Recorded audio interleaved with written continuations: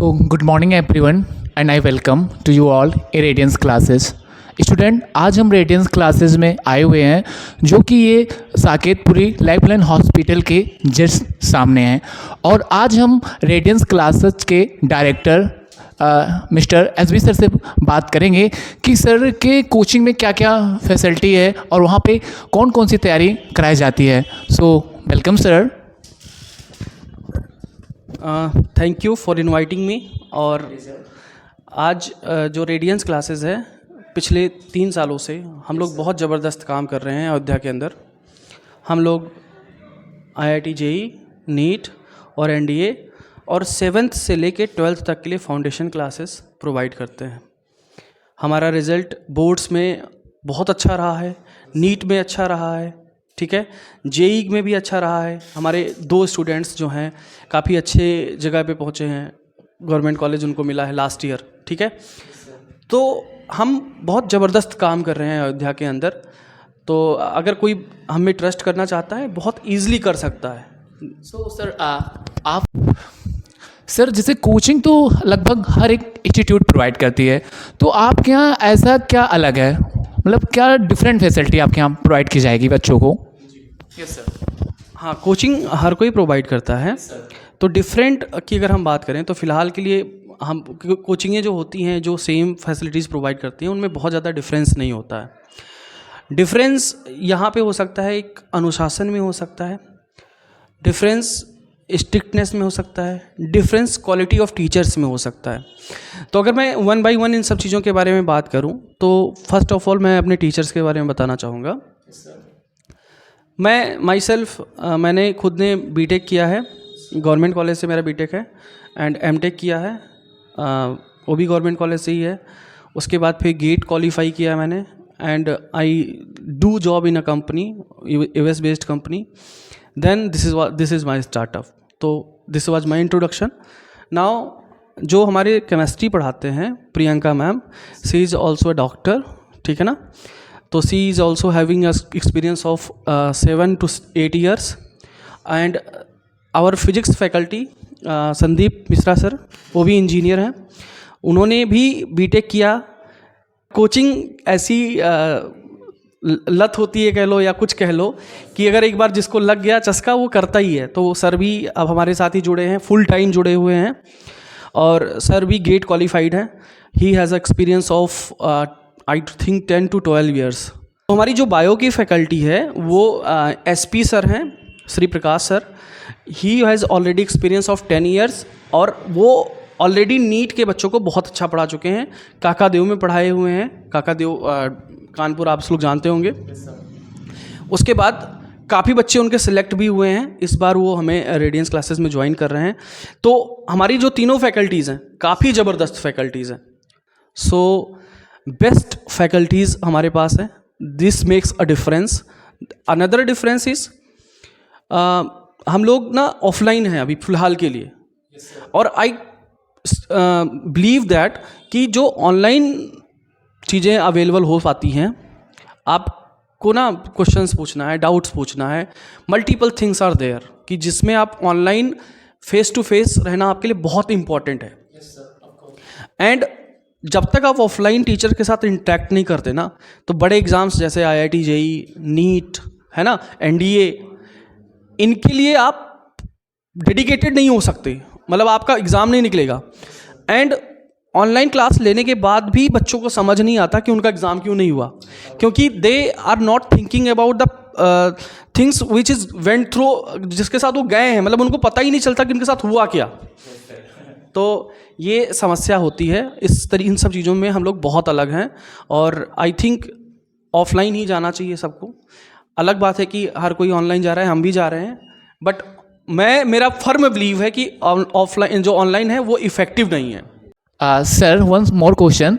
Sir जैसे आपने अभी लिखा है 7 to 12, तो ये आपकी एकेडमिक क्लास से कब से प्रारंभ होने वाली है? जो 7 to 12 लिखा हुआ है यहाँ पे, बच्चे का जो फाउंडेशन बनता है वो क्लास, जो बच्चे का फाउंडेशन बनता है वो क्लास 7 से ही 8 से ही शुरू हो जाता है. पहले के टाइम पे भी कोटा में बच्चों का एडमिशन फाउंडेशन में लोग 7 से ही करा देते थे. अगर आप अपने बच्चे को फाउंडेशन में और छोटे बच्चे को फाउंडेशन में बेसिकली अगर आप अच्छे इंस्टीट्यूट में नहीं डालेंगे तो उस बच्चे का फाउंडेशन तैयार नहीं होगा। और मैं बता दूं कि हम लोग बहुत बेयर मिनिमम फीस में इवन कह लीजिए कि बहुत कम फीस में जो कोटा वाली फैसिलिटी है ना वो प्रोवाइड कर रहे हैं। अच्छा, एकेडमिक्स क्लासेस जो है हमारे फैकल्टीज़ जो हैं एकेडमिक क्लासेस में, मैं खुद ही 11th और 12th में पढ़ाता हूँ, फिजिक्स पढ़ाता हूँ जी, फिजिक्स में पढ़ाता हूँ। बाकी 9th 10th में के जो हमारे टीचर्स हैं, इंजीनियर मोहित प्रजापति सर नाम है, साइंस पढ़ाते हैं। Already he has done ट्रेमेंडस job in this facility, in this classes, ठीक है ना। फैन है बच्चे उनके। Inder sir one of the best faculty जो छोटे बच्चों के उस सेक्शन में काम कर रहे हैं। तो अगर ये छोटे बच्चे इन लोगों से पढ़ के हमारे पास आएंगे ना तो आई थिंक उनका फाउंडेशन मजबूत होगा, उन्हें हमें काम नहीं करना पड़ेगा। अगर आप अपना बच्चा मुझे डायरेक्ट 12th के बाद दे रहे हैं, कोई पेरेंट्स अगर अपना बच्चा मुझे 12th के बाद दे रहा है तो ऑलरेडी वो कहीं ना कहीं हो चुका है, मतलब उसका प्रोसेस ऑलरेडी वो एक प्रोसेस में आ गया है, सीख चुका है। He has not capacity to learn more things. लेकिन जब वो बच्चा 7th या 8th में हमारे पास आता है ना तो उसे हम अपने अकॉर्डिंग तैयार करते हैं।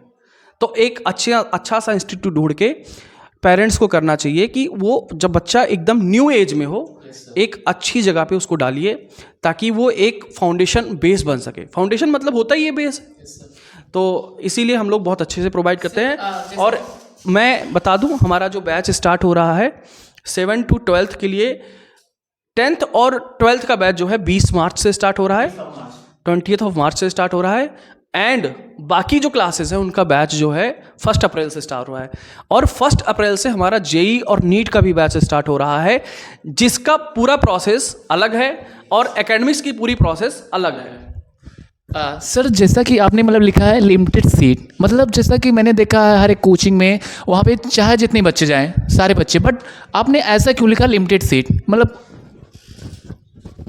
लिमिटेड सीट्स लिखने का मतलब ये है कि हमने इस बार प्लान किया है जो एक बैच होगा, जो 12th का बैच और 11th का बैच होगा, उसमें हमने प्लान किया है 25 से 35 के आसपास हम लोग स्टूडेंट्स रखेंगे एक बैच में, ठीक है। अगर 9th और 10th का बैच आप देखें तो वहाँ पे 7th 8th 9th 10th का बैच देखें तो वहाँ पे हम लोग 25 स्टूडेंट्स रखेंगे। जेई और नीट में भी बच्चों को पर्सनल गाइडेंस और पर्सनल अटेंशन चाहिए। जेई और नीट के बैचेस हमारे मॉर्निंग टाइम पे चलते हैं, और जो जेई और नीट है उसमें भी हम लोगों ने बच्चों का लिमिटेड सीट्स रखा है। आई थिंक हम लोग 35 to 40 स्टूडेंट्स के ऊपर एक बैच में नहीं रखेंगे क्योंकि एक मैन पावर चाहिए, एक टीचर चाहिए, फैकल्टी चाहिए, कोचिंग इंस्टीट्यूट चाहिए, एक आपको कंटेंट राइटर चाहिए, आपको पीडीएफ प्रिपरेशन करने वाला इंसान चाहिए, बहुत सारी चीज़ें लगती हैं। तो एटलीस्ट 35 to 40 जो है स्टूडेंट्स एक बैच में रहने पड़ेंगे क्योंकि कोचिंग के एक्सपेंसेस अपने एक्सपेंसेस होते हैं, समझ आया। तो हमें ना 35-40 स्टूडेंट्स को एक टीम जो है रेगुलेट कर सकती है, पर्सनल गाइडेंस भी दे सकती है, पर्सनल अटेंशन भी दे सकती है, उनके डाउट्स भी क्लियर कर सकती है। लेकिन जब संख्या ज़्यादा हो जाती है, जैसे आप देखते होंगे कि कुछ इंस्टीट्यूट्स में बच्चे 15-15 हज़ार बच्चों को पढ़ाते हैं, ठीक है ना, एक साथ में। ऑनलाइन बैचेज की बात कर रहा हूँ मैं, ऑनलाइन कम ऑफलाइन आप समझ ही गए होंगे, बट वो चीज़ सही नहीं है, उसमें बच्चे का डाउट क्लियर नहीं हो पाता है। हमारा जो बेसिकली फंडा है वो लिमिटेड सीट्स रखने का यही फंडा है कि हम लोग अच्छे तरीके से डिलीवर कर सकें, 1-to-1 कनेक्शन बना के कर सकें। तो इसीलिए हम लोगों ने लिमिटेड सीट रखा। आपका मेन पर्पस है कम बच्चे रहेंगे, हम उन पर ज़्यादा फोकस करेंगे। बच्चे कम रहेंगे, जैसे देखिए अगर हम लोगों को और बैच बनाने पड़े तो हम और बैच बनाएंगे। अगर जब तक हमारी जो अभी की जो फैकल्टी है वो जितना काम कर सकती है वो काम करेगी, उसके बाद भी अगर हमें बैचेज बनाने पड़ रहे हैं तो हम अश्योर करते हैं best notch faculty we will give to the student, ठीक है ना। ओके, तो सर जैसे कि मतलब आप अभी बताएं कि अगर हमारे यहाँ कम बच्चे रहेंगे तो हम उन पर ज़्यादा ध्यान देंगे, तो क्या सर जैसे 10th और 12th वाले जो बच्चे होते हैं, क्या मतलब इन लोगों की मतलब जो आपके पढ़ाए वो कितना चांस रहेगा कि बोर्ड्स में आने का, या उन पर मतलब कितना इम्प्रूवमेंट होगा? इम्प्रूवमेंट की बात की जाए तो इम्प्रूवमेंट बेसिकली बच्चा अपने पढ़ाई से ज़्यादा करता है, सेल्फ स्टडी से ज़्यादा करता है। उसमें हमारा रोल क्या है, हमारा रोल है उस बच्चे को सेल्फ स्टडी करने के लिए मजबूर करना और उसे बेस्ट कंटेंट देना। क्योंकि आपको भी पता है कि जब क्लास में 100 बच्चे बैठते हैं तो टॉपर भी उसी क्लास में बैठता है। 99 बच्चों को जो पढ़ाया जाता है उस टॉपर को भी वही पढ़ाया जाता है। डिफरेंस कहाँ क्रिएट होता है ये समझना इंपॉर्टेंट होगा हमारे लिए। डिफरेंस क्रिएट होता है उस बच्चे की सेल्फ स्टडी में। जब वो बच्चा घर पे बैठ के खुद से अच्छे से पढ़ता है या सेल्फ स्टडी करता है, वहाँ डिफरेंस क्रिएट होता है। हम लोग उसको एक ऐसा माहौल देंगे कि वो बच्चा श्योरली, बोर्ड्स में तो स्कोर करना बहुत आसान है, बोर्ड्स में तो पक्का ही स्कोर करेगा। ठीक है, बेसिकली मेन फोकस ये होना चाहिए। हम लोगों ने कंपटीशन और बोर्ड्स एग्जाम को एकदम अलग रखा है। ठीक है, पर यह है कि बोर्ड्स में जब तक आप 75% क्राइटेरिया है तब तक आप IIT नहीं दे सकते। अगर जो इंसान बोर्ड नहीं निकाल सकता वो IIT और नीट तो निकाल ही नहीं सकता। ठीक है, दोनों हमारी चीज़ें सेग्रीगेट हैं, अलग अलग हैं, बट चीज़ें दोनों एक साथ ही इंटरलिंक्ड हैं। ठीक है, और हम दोनों की प्रिपरेशन बहुत बेहतर ढंग से करवाते हैं। सर जैसे मतलब क्या मतलब स्टूडेंट जो आपके यहाँ पढ़ते हैं तो क्या आप उन्हें नोट्स मटेरियल आपके यहाँ से भी प्रोवाइड होने की मतलब सुविधा उपलब्ध है या नहीं, ऐसा कुछ? ये तो बेसिक रिक्वायरमेंट है, आई थिंक सारे कोचिंग वाले ये देते हैं। ये तो हम लोग जानना चाहता था कि अगर जैसे मतलब आपके यहाँ जैसे कोई बच्चा आता है वो आपके यहाँ पढ़ता है तो क्या आपके द्वारा उसे मटेरियल प्रोवाइड किया जाएगा या नहीं? ये मैंने कहा बेसिक रिक्वायरमेंट है, ये हर कोचिंग वाले प्रोवाइड करते हैं, हम भी करेंगे। वो उसमें कुछ सर आपके यहाँ टेस्ट का क्या प्रोसेस है, मतलब वीक में एक बार होता है, कैसा होता है, एक्सप्लेन कर सकते हैं थोड़ा सा? जो टेस्ट है हम लोगों ने 2 प्रोसेस रखे हुए हैं। टेस्ट 2 सेक्शन होता है, एक मेजर टेस्ट और एक माइनर टेस्ट। जो माइनर टेस्ट होता है उसको वीकली टेस्ट भी आप बोल सकते हैं, उसमें टॉपिक टेस्ट होते हैं। और मेजर टेस्ट स्टार्टिंग में जब तक एग्ज़ाम नहीं आया रहता है उसमें मेजर टेस्ट एक होता है मंथ के लास्ट में। और क्यूमुलेटिव स्कोर, मंथली स्कोर बनाते हैं हम लोग कि मंथ के एंड में हम लोग उस मंथ का परफॉर्मेंस बच्चे के पेरेंट्स को भेजते हैं। उस बेसिस पे हम आपको ये भी बता दें, पिछले साल से हम लोग जो टॉप 3 होते थे उनको रिवार्ड भी देते थे, बट इस बार हम टॉप 3 लोवेस्ट जो बच्चे रहेंगे उनसे हम लोग उनके घर को नोटिस भेजेंगे कि क्या रीज़न है कि आपका बच्चा स्कोर नहीं कर रहा है। अगर हम देखेंगे कि वो बच्चा मेहनत कर रहा है फिर भी स्कोर नहीं कर रहा है तो हम कंसीडर कर सकते हैं कि वो बच्चा इंस्टीट्यूट में रहेगा। अगर वो बच्चा मेहनत जानबूझ के नहीं कर रहा है या लापरवाही कर रहा है तो उसे इंस्टीट्यूट से रेस्टिकेट किया जाएगा। और इसमें कोई भी इफ़ एंड बट नहीं रहेगा, ये रूल इस बार से लागू हो रहा है। और जो ये मेजर और माइनर टेस्ट का शेड्यूल है वो नीट, IIT, 12th, 10th सब के लिए एक रूल है, 1 रूल फॉर ऑल सेक्शंस, चाहे फाउंडेशन क्लासेस हो चाहे हायर क्लासेस हो, ड्रॉपर क्लासेस हो, सबके लिए एक ही रूल है। अगर आप टेस्ट में अच्छा स्कोर कर रहे हैं तो ही आप यहाँ पे रहेंगे, नहीं तो आपको डिवाइड कर दिया जाएगा, आपको इंस्टीट्यूट से रेस्ट्रिकेट कर दिया जाएगा या फिर आपके घर पे नोटिस भेजी जाएगी। ये तो बहुत अच्छी बात है सर। बस सर आपके यहाँ जब बैच स्टार्ट होगा तो एग्ज़ाम से कितने दिन पहले आपके यहाँ पूरा सिलेबस मतलब ख़त्म कर दिया जाएगा और बाद में बच्चों को रिवीजन के लिए भी टाइम दिया जाएगा या नहीं दिया जाएगा? ये आपने बहुत अच्छा सवाल पूछा। जो सबके दिमाग में रहता है कि सिलेबस का क्या होगा। तो इस बार जो बैच जिस दिन से स्टार्ट हो रहा है उस दिन हम PDF फॉर्मेट में एक हार्ड कॉपी सभी बच्चों को स्टडी प्लानर नाम से एक PDF देंगे 4-5 पेज का। उसमें हर एक टॉपिक का डेट लिखा रहेगा कि इस डेट को ये पढ़ाया जाएगा और वो स्टडी प्लानर हमारे टीचर्स को भी प्रोवाइड कर दिया जाएगा। तो बहुत अच्छी बात है सर। तो टीचर को भी नहीं दिमाग लगाना है कि मुझे अब क्या पढ़ाना है, अब क्या पढ़ाना है, अब क्या पढ़ाना है। वो स्टडी प्लान के हिसाब से उसको वो लेके चलना है। अब मान के चलिए कि अगर वो JEE का बच्चा है तो सपोज़ कि आपका एग्ज़ाम जनवरी 20 जनवरी के आसपास होता है तो we will plan according to कि 1 महीना पहले वो जो है इसका सिलेबस कंप्लीट हो जाए ताकि 1 महीना उसको रिवीजन का टाइम मिल जाए, टेस्ट देने का टाइम मिल जाए। जैसे नीट का एग्ज़ाम आपको पता ही मई में होता है, 5 मई के आसपास होता है। तो नीट का सिलेबस उसको 1 महीना 1.5 महीना पहले ही हम लोग ख़त्म करवा देंगे। आप एकेडमिक्स की बात करें, एकेडमिक्स का सिलेबस इस बार हम लोग बहुत पहले ख़त्म कर रहे हैं। 15 नवंबर को हम सिलेबस कंप्लीट कर देंगे। यस, 10th और 12th का जो सिलेबस है 15 नवंबर को कंप्लीट हो चुका है। मैं आपको बता दूं, बताते हुए मुझे खुशी भी हो रही है कि जो 10th और 12th का स्टडी प्लानर है वो ऑलरेडी बन चुका है।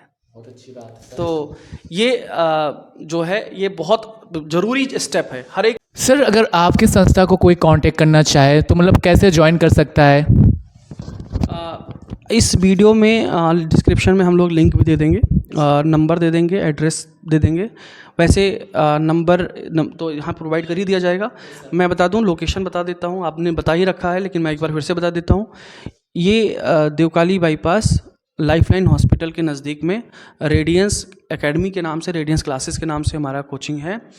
आप यहाँ पे आइए, किसी से भी पूछ लीजिए, देवकाली बाईपास पे कहीं पे आप किसी से पूछ लीजिए, आपको पता चल जाएगा। One of the renowned institute है हमारा, और हम लोग इस लोकेशन पे प्रीमियम कोचिंग है, तो आप यहाँ पे आके किसी से भी पूछ सकते हैं।